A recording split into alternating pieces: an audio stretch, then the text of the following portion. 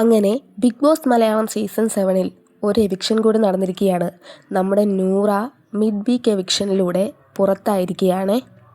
നൂറ പുറത്തായി എന്നറിഞ്ഞപ്പോൾ തന്നെ നമ്മുടെ നൂറയെ ഹഗ് ചെയ്യാനായിട്ട് ചെല്ലുന്നുണ്ട്. പക്ഷേ നൂറയാണെങ്കിലോ വലിയ താല്പര്യമൊന്നും ഇല്ലാത്ത രീതിയിൽ ഹഗ് ചെയ്യാനായിട്ട് വലിയ താല്പര്യമൊന്നും ഇല്ലാത്ത രീതിയിൽ തന്നെയാണ് അനുമോളുടെ അടുത്ത് സമീപിച്ചത്.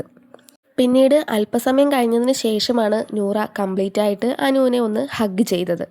ചിലപ്പോൾ അല്പസമയം മുമ്പ് നമ്മുടെ നൂറ അനുമോളുടെ അടുത്തൊന്ന് സംസാരിക്കാൻ വേണ്ടി ചെന്നിട്ടുണ്ടായിരുന്നു.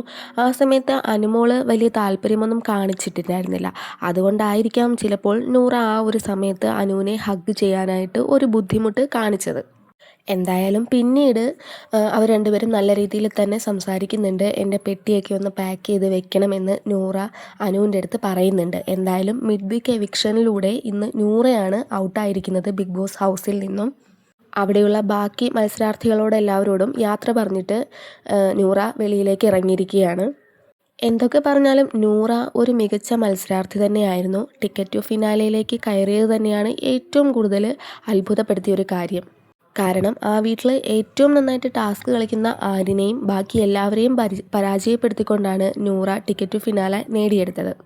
എന്തായാലും നൂറ എവിക്റ്റ് ആയിരിക്കുകയാണ്. കൂടുതൽ അപ്ഡേറ്റുമായിട്ട് വീണ്ടും വരാം.